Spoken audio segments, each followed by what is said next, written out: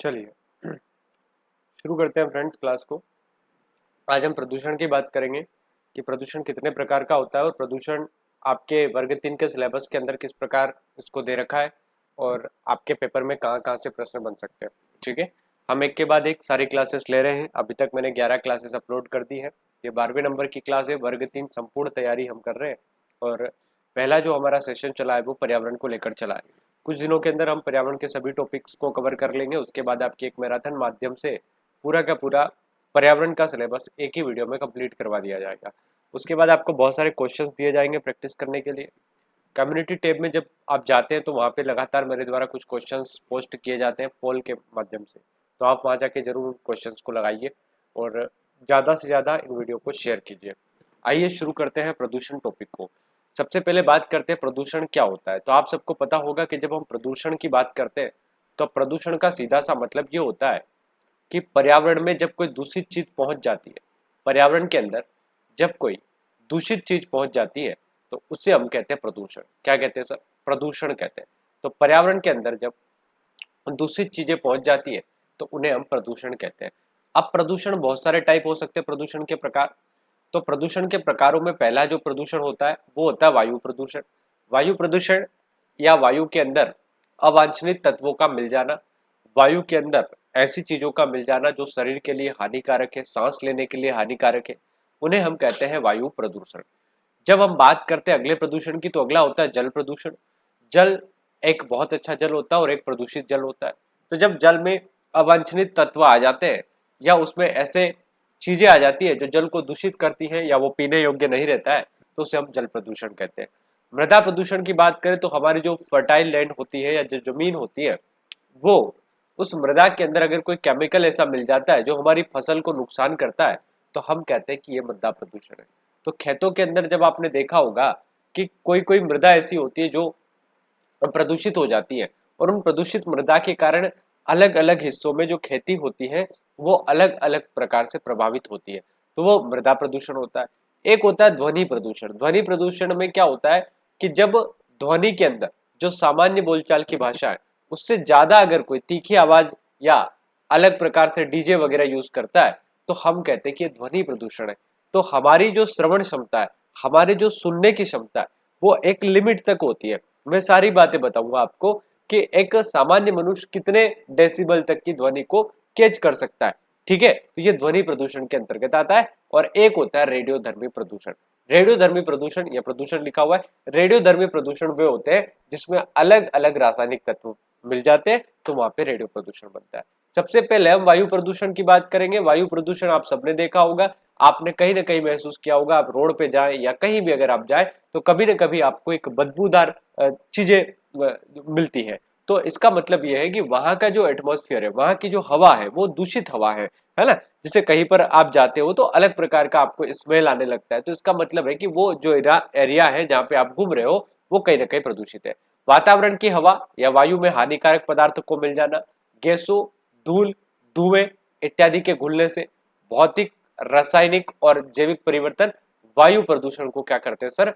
बढ़ावा देते हैं। ठीक है, तो जब हवाओं के अंदर गैसें मिल जाए, धूल मिल जाए, धुआं मिल जाए तो ऐसी जो प्रदूषण होता है उसे हम वायु प्रदूषण कहते हैं। आजकल दिल्ली वगैरह और इसके आसपास आपने देखा होगा कि बहुत सारा क्या हो रहा है, वायु प्रदूषण हो रहा है। अब वायु प्रदूषण से जुड़े कुछ तथ्य आप देख लीजिए फटाफट से कि वायु प्रदूषण जो होता है उसमें किस किस प्रकार से आपको चीजों को देखना होता है। देखिए जरा, मैंने यहाँ पे एक बुक का एक पूरा का पूरा पेज ले लिया है ताकि मैं आपको बेहतर ढंग से समझा पाऊं। देखिए, जब हम वायु प्रदूषण की बात करते हैं तो हमको ध्यान रखना है कि कुछ हवाओं में CO और CO2 होता है।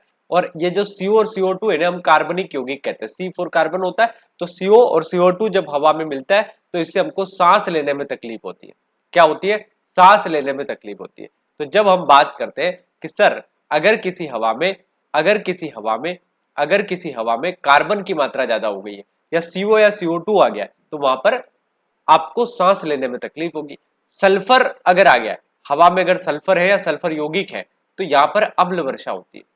समझ रहे हो मेरी बात? जब वर्षा होती है आसमान से तो उसके अंदर सल्फर की मात्रा यदि ज्यादा होगी, SO2 ज्यादा होगा, H2SO4 ज्यादा होगा, ये सल्फर के यौगिक है, तो अम्ल वर्षा होती है। तो आपसे पूछेगा कि अम्ल वर्षा में कौन क्या होता है तो आप कहिएगा सल्फर होता है। और सल्फर की वजह से हमारी फसलों को नुकसान पहुंचाती है। आगे बढ़ते हैं, नाइट्रोजन के यौगिक किसे कहते हैं? NO और NO2, जिसमें देखो C फॉर कार्बन तो कार्बन के यौगिक हो गए, S फॉर सल्फर तो सल्फर के यौगिक हो गए, N फॉर नाइट्रोजन तो ये नाइट्रोजन के यौगिक हो गए। और नाइट्रोजन के यौगिक क्या काम करते हैं? जब किसी जगह पर आपको नाइट्रोजन के यौगिक मिलेंगे और उनसे अगर कोई प्रदूषण हो रहा है तो वो अम्ल वर्षा में भी सहायक है, साथ ही साथ आपके आंखों को जलन करेगी और फेफड़ों को भी जलन करेगी। किसी जगह पर जाने पर अगर आपकी आंखों में जलन हो रही है तो आप समझ जाइएगा कि वहां पे नाइट्रोजन के यौगिक है और नाइट्रोजन के यौगिक उस हवा को दूषित कर रहे हैं।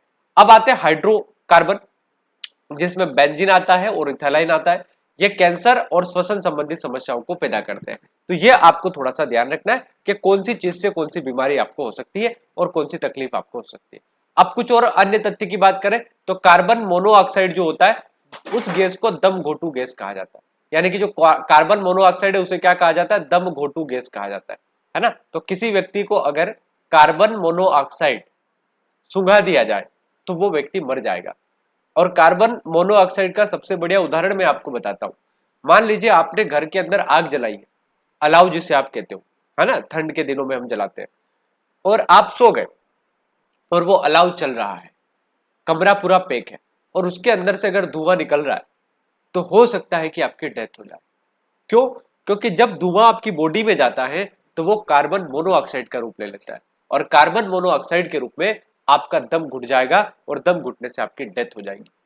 आ रही बात समझ में? तो कार्बन मोनोऑक्साइड जो होता है वो जब वायु में मिल जाता है तो व्यक्ति का दम घुटने लगता है। मोनोऑक्साइड सर्वाधिक उत्पादन 70% तक परिवहन में होता है, यानी कि जो मोनोऑक्साइड निकलती है वो ज्यादातर गाड़ियों के अंदर से निकलती है। फ्रिज या जो एसी आपके घर में होती है उसमें फ्रियोन गैस होता है जो ठंडा रखता है, इसीलिए आपकी सब्जी वगैरह खराब नहीं होती। तो आपसे पूछा जाए कि फ्रिज के अंदर कौन सी गैस रखी जाती है तो फ्रिज के अंदर फ्रियोन होता है, एसी में भी फ्रियोन होता है और आपकी जो गाड़ी की एसी होती है उसमें भी फ्रियोन होता है। और भूकंप जब आता है तब रेडोन गैस निकलती है। ध्यान रखिएगा, जब भूकंप आता है तो वायु में रेडोन गैस की मात्रा बढ़ जाती है।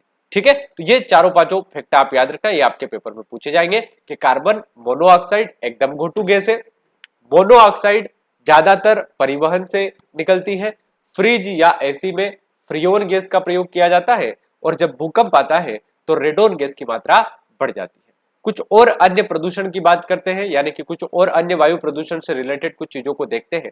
वायु प्रदूषण के नियंत्रण के लिए सन 2018 में दिल्ली में वायु एक ऐप लॉन्च किया गया और इस ऐप का नाम है वायु, वैल्यू एयर यू यूज। ठीक है, इस ऐप का नाम याद रख लीजिएगा, वायु दिल्ली में यूज किया गया।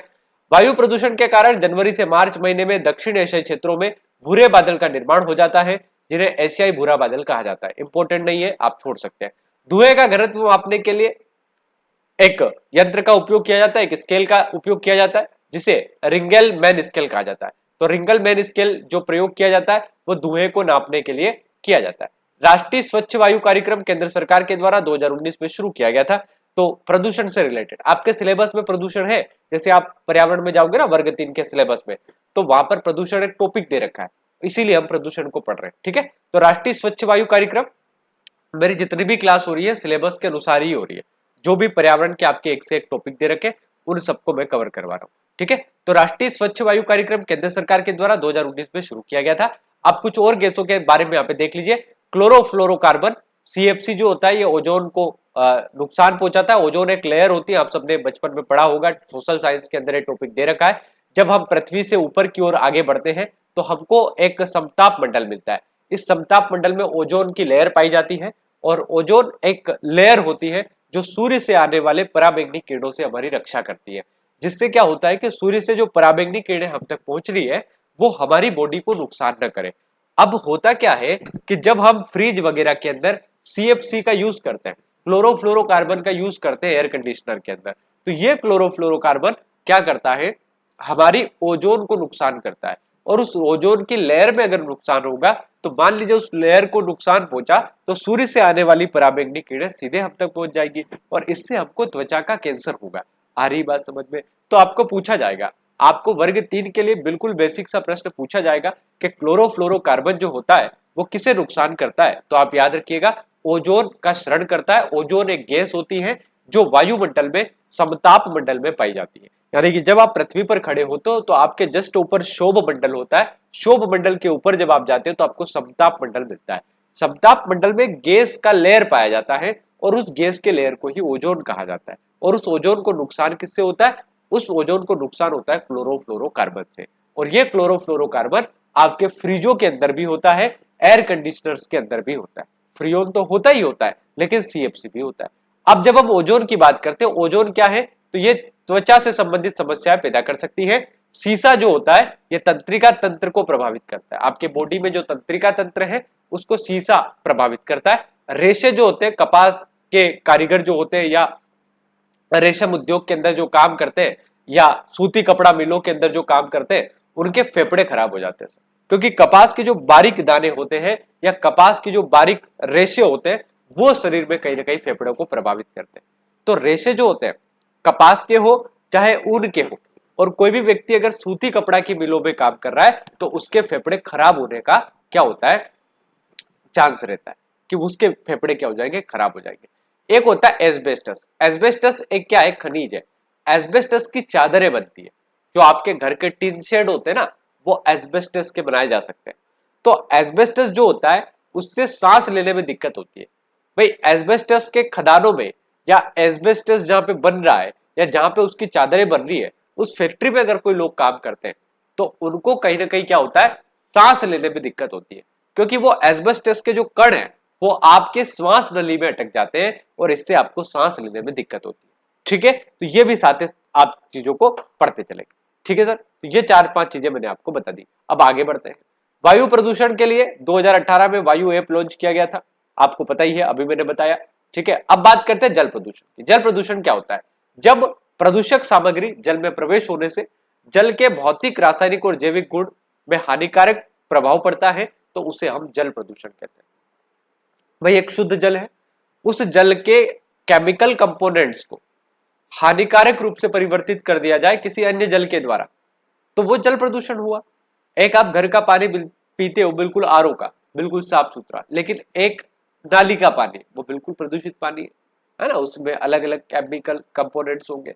तो जल प्रदूषण क्या होता है? जब स्वच्छ जल के अंदर हानिकारक बैक्टीरिया प्रवेश कर जाते हैं तो उसका जो केमिकल या उसके जो जैविक गुण होते हैं या उसके जो रासायनिक गुण होते हैं, जो अच्छाइयां होती है पानी के अंदर, जो पोषक तत्व पानी के अंदर होते हैं, वो खत्म हो जाते हैं और उनके खत्म होने से वो जल पीने योग्य नहीं रहता है। इसे हम कहते हैं जल प्रदूषण। ठीक है सर, तो जल प्रदूषण कैसे फैलता है या जल प्रदूषण कैसे हो सकता है?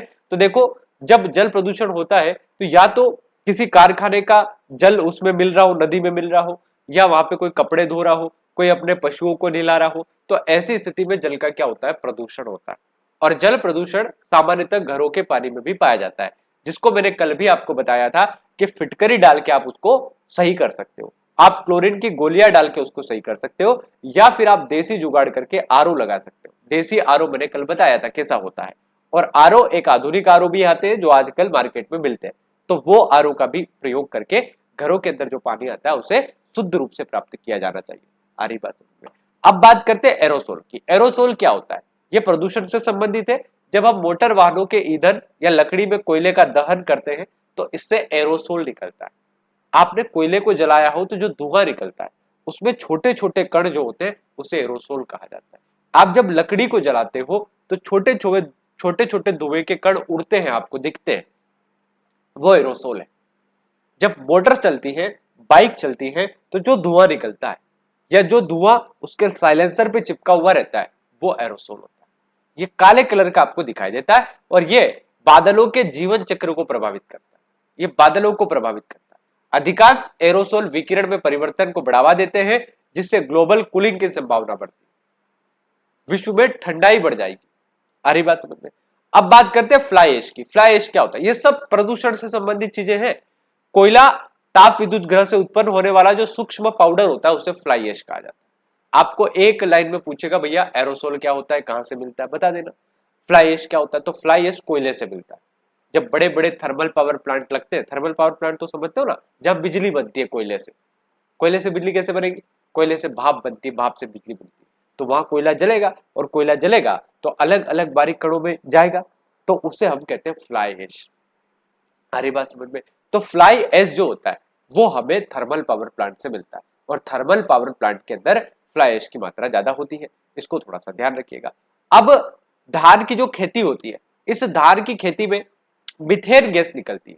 जब धान की खेती कोई करता है तो उसके अंदर मिथेन गैस निकलती है, और साथ ही साथ जब पशु जुगाली करते हैं, भैंस को आपने देखा होगा मुंह हिलाते हो, है ना, तो भैंस जब मुंह हिलाती है तो कौन सी गैस निकलती है? मिथेन।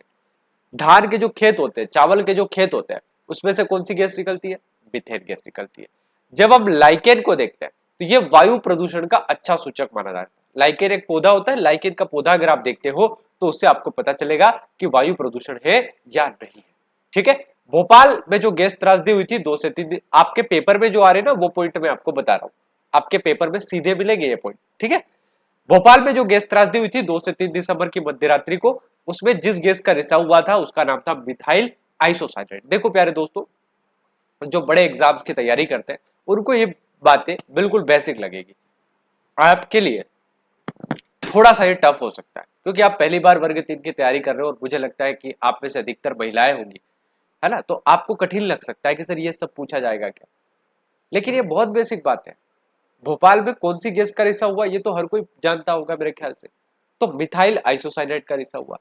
धान के खेतों में मिथेन निकलती है, सबको पता है। पशु जब जुगाली करते हैं, जुगाली मतलब मुंह हिलाते हैं, पशु को आपने देखा होगा, गाय को, भैंस को खाना खाने के बाद, चारा खाने के बाद मुंह हिलाते हैं, तो उसमें मिथेन निकलता है ना। तो ये बेसिक बेसिक बात है, इसमें कोई टफ कुछ नहीं है ना। जो बड़ी तैयारी कर रहे हैं कांस्टेबल वगैरह की, एसआई वगैरह की, उनको ये सब बातें बिल्कुल निरर्थक मुझे लगता है लगती होगी, है ना, क्योंकि ये बेसिक बेसिक बातें आपसे पूछी जा सकती है, क्योंकि आप वर्ग 3 का पेपर देने वाले हो और आपके सिलेबस में प्रदूषण एक टॉपिक है। आपके सिलेबस में मेंशन करके दिया है कि प्रदूषण पूछेंगे, वायु प्रदूषण पूछेंगे, क्या होता है। ठीक है, आप सिलेबस में जाके देख सकते हैं। ग्लोबल वार्मिंग या ग्रीन हाउस गैस से सर्वाधिक योगदान कार्बन डाइऑक्साइड का होता है। ग्लोबल वार्मिंग का सीधा सा देसी भाषा में अगर आप मतलब निकाले तो ग्लोबल वार्मिंग का सीधा सा मतलब होता है पृथ्वी का गर्म होना। जब यहाँ पे कार्बन डाइऑक्साइड की मात्रा बढ़ जाती है या पृथ्वी का जो एटमॉस्फेयर है वो गर्म हो जाता है, तो हम कहते हैं कि ये ग्लोबल वार्मिंग है। आपने सोशल साइंस में पढ़ा होगा। ठीक है, तो ग्लोबल वार्मिंग होता है। अब हम बात करते हैं जल प्रदूषण के अंतर्गत गंगा नदी की। आपने सुना होगा गंगा एक बहुत पवित्र नदी है और गंगा में नहाने से सारे पाप धुल जाते हैं। लेकिन एक बड़ी इंटरेस्टिंग साइंस की बात मैं आपको बताता हूं कि जब हम गंगा नदी की बात करते हैं तो गंगा नदी के अंदर एक बैक्टीरिया पाया जाता है और उस बैक्टीरिया का नाम है बैक्टीरियोफेज। आपको नहीं पता होगा शायद, लेकिन आप याद रखें, बैक्टीरियोफेज नामक वायरस पाया जाता है गंगा नदी के अंदर। और इस वायरस से क्या होता है? इस वायरस से फायदा होता है। क्या फायदा होता है? कि गंगा नदी में जितने भी बैक्टीरिया हैं उन सारे बैक्टीरिया को नष्ट कर देता है ये बैक्टीरियोफेरस। तो इससे फायदा ये होता है कि जब आप गंगा नदी के पानी को स्टोर करके आपके घर में रखोगे बोतल के अंदर, तो वो कभी खराब नहीं होता। क्यों? क्योंकि उसमें बैक्टीरिया ही नहीं है। और वो बैक्टीरिया कौन खा गया? बैक्टीरियोफेज नामक वायरस। और भारत की एकमात्र नदी है जिसमें बैक्टीरियोफेज नामक वायरस पाया जाता है, जो उसके बैक्टीरिया को खत्म कर देता है।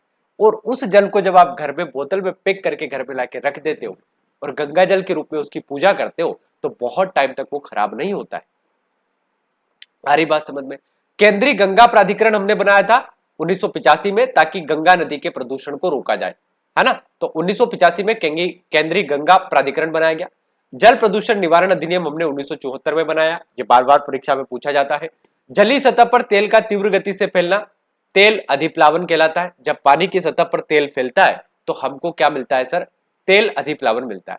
पानी के ऊपर तेल आपने डाला होगा तो वो तैरता हुआ प्रतीत होता है। तो जब बड़े बड़े कंटेनर समुद्र के अंदर जाते हैं तो उसमें अगर रिसाव हो जाता है तो समुद्र का जल प्रभावित होता है, और जल में अगर तेल चला गया तो मछलियां उससे मर सकती है।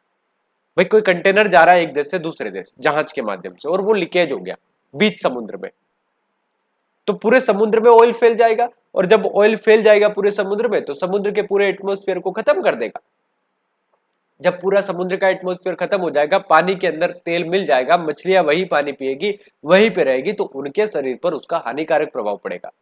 तो जलीय सतह पर तेल का अधिप्लावन हो जाता है और इस अधिप्लावन को अलग अलग मशीनों की मदद से हटाया जाता है ताकि समुद्र के उसको ये प्रभावित न कर सके। अब एक व्यक्ति का नाम याद रखना, राजेंद्र सिंह। ये भारत के जल पुरुष कहलाते हैं, है ना। तो जल पुरुष पूछा जाएगा राजेंद्र सिंह। अब कुछ बीमारियां हैं जो आपके शरीर में प्रदूषण की वजह से होती हैं, तो देखिए पहला है फ्लोराइड। फ्लोराइड जो होता है इससे नॉक-नी सिंड्रोम होता है, नॉक-नी सिंड्रोम इससे रोग होता है, नॉक-नी सिंड्रोम रोग। पारा जो होता है इससे मिनीमाता रोग होता है, पारे की अधिकता जब हो जाती है या पारे के उद्योग में जो काम करने वाले लोग होते हैं उनको मिनीमाता रोग हो जाता है। कौन सा रोग हो जाता है? मिनीमाता। और फ्लोराइड जो होता है, फ्लोराइड की वजह से नॉक-नी सिंड्रोम नामक बीमारी होती है। कैडमियम के कारखानों में काम करने वाले को इटाई इटाई रोग हो जाता है। ये सारे रोग हैं और इनके कारण है।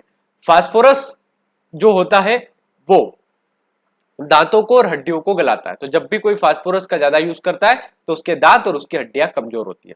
सीसा जो होता है, सीसा उद्योग होता है, जैसे आपका घर का सीसा नहीं, सीसा एक बहुत बड़ा उद्योग चलता है मान लो, तो वहां पे छोटे छोटे शीशे के कण कहीं ना कहीं आपके मसूड़ों में जमते हैं और इससे क्या हो सकता है, आपके मसूड़ों में नीलापन आ जाता है, ठीक है, एनीमिया हो जाता है, ब्लड की कमी हो जाती है। लेड, सीसा, ये सब आपके शरीर में कहीं ना कहीं नुकसान करते हैं। नाइट्रेट की बात करें तो नाइट्रेट की वजह से ब्लू बेबी सिंड्रोम होता है और आर्सेनिक की अधिकता की वजह से ब्लैक फुट रोग होता है जो पशुओं में होता है। ब्लैक फुट रोग में पशुओं के जो खुर होते हैं वो खत्म हो जाते हैं, ठीक है, तो ब्लैक फुट रोग आपको मिलता है। अब जल प्रदूषण के अंतर्गत आपको एक बात याद रखना है, डीओ, ये होता है डिजोल्व ऑक्सीजन।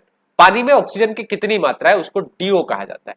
जब जल में घुलित ऑक्सीजन की वह मात्रा जो जलीय जीवों के श्वसन के लिए आवश्यक है। पानी के अंदर ऑक्सीजन की कितनी मात्रा है और वो उस जल के अंदर रहने वाले जीवों के लिए कितना जरूरी है, इसको हम डीओ से बताते हैं। डीओ लगाने वाला डीओ नहीं, डिजोल्व्ड ऑक्सीजन। समुद्र के अंदर डीओ की मात्रा कितनी है, किसी नदी के अंदर डीओ की मात्रा कितनी है, इसका मतलब होता है कि उस नदी में ऑक्सीजन कितनी है और कितनी ऑक्सीजन जो उन जीवों के लिए जरूरी है जो उस नदी के अंदर रहते हैं। तो यह जल में घुलित वो ऑक्सीजन की मात्रा है जो उस नदी में मौजूद जितने भी जीव हैं उनके लिए जरूरी है, उसको कहते हैं डीओ या डिजोल्व्ड ऑक्सीजन, उस पानी में घुलनशील ऑक्सीजन। एक होता है बीओडी, इसको कहते हैं बायोकेमिकल ऑक्सीजन डिमांड। वो जीव कितना मांग रहे हैं और उपलब्ध कितना है।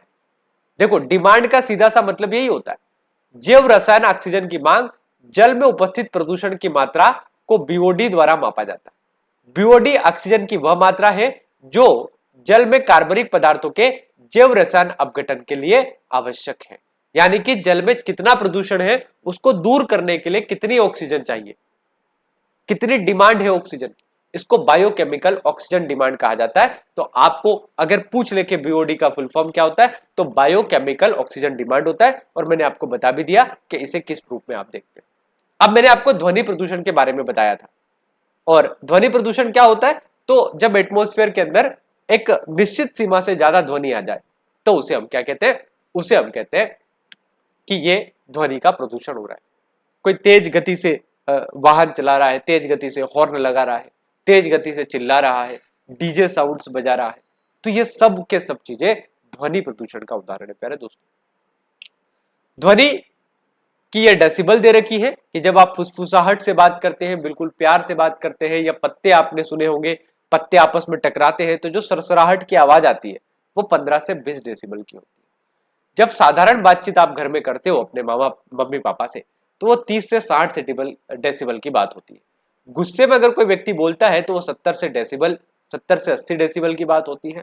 और ट्रक और जब मोटरसाइकिल चलते हैं तो 90 से 95 डेसिबल की बात होती है, मतलब इतनी आवाज आती है।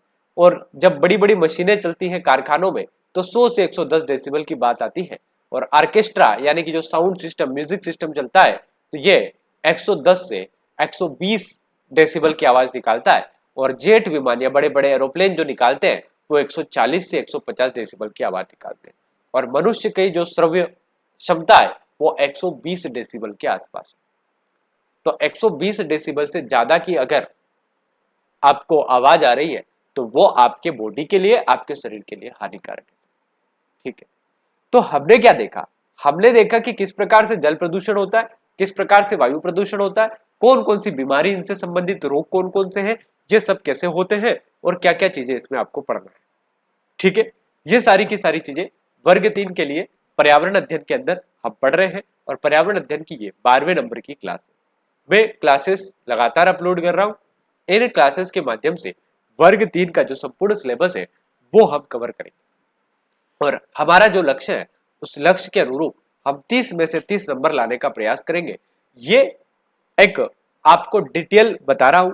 इसके बाद मैं आपको क्वेश्चन आंसर्स भी करवाऊंगा पूरे पर्यावरण के। इनके क्या प्रश्न बन सकते हैं, रीट में अभी तक कौन से प्रश्न पूछे गए, यूपी टेट में कौन से पूछे गए, एमपी टेट में कौन से पूछे गए, सी टेट में कौन से पूछे गए, ताकि पर्यावरण का एक क्वेश्चन बैंक भी आपके पास बन जाए। और मेरी गारंटी है, आप मेरा विश्वास मानिए, बहुत सरल प्रश्न आपसे पर्यावरण अध्ययन में पूछे जाएंगे, इतने सरल कि उसके लिए एक सामान्य जागरूक व्यक्ति भी बड़े आसानी से प्रश्नों के उत्तर देगा। ये पात्रता परीक्षा है, इसके बाद मेंस अगर होता है तो वहां आप अपना जोर लगाइएगा, क्योंकि इस पात्रता परीक्षा में आपको केवल क्वालिफाइंग नंबर लाना है, इससे आपको जॉब नहीं मिलेगी। ये आपका प्री एग्जाम है, प्री एग्जाम में जो क्वालिफाइड होगा उनका मेंस लिया जाएगा। तो प्यारे दोस्तों, आप इन क्लासेस को लगातार देखें, इनको शेयर करें अपने इष्ट मित्रों के साथ। बहुत बहुत धन्यवाद आप लोगों का। नेक्स्ट क्लास में मिलते हैं। नेक्स्ट क्लास सिलेबस के अकॉर्डिंग हम कर रहे हैं, और ध्यान रखना, सिलेबस अगर अभी तक आपने नहीं पढ़ा है वर्ग 3 का, तो बिना तैयारी के या बिना सिलेबस देखे आप तैयारी नहीं कर सकते। आज ही किताब बंद करके भूल जाइए वर्ग 3 को। आ रही बात समझ में? जब आपको पेपर निकालना है तो आपको सिलेबस फिजिकल रूप में आपके सामने होना चाहिए कि क्या हमने जो पढ़ा, क्या सर ने जो पढ़ाया, क्या वो हमारे पाठ्यक्रम में है या नहीं, यह आपको देखना पड़ेगा। और जब ये सारी चीजें आपको पता होगी तो आपको अपने आप पता चल जाएगा कि हमें क्या पढ़ना है और क्या नहीं पढ़ना।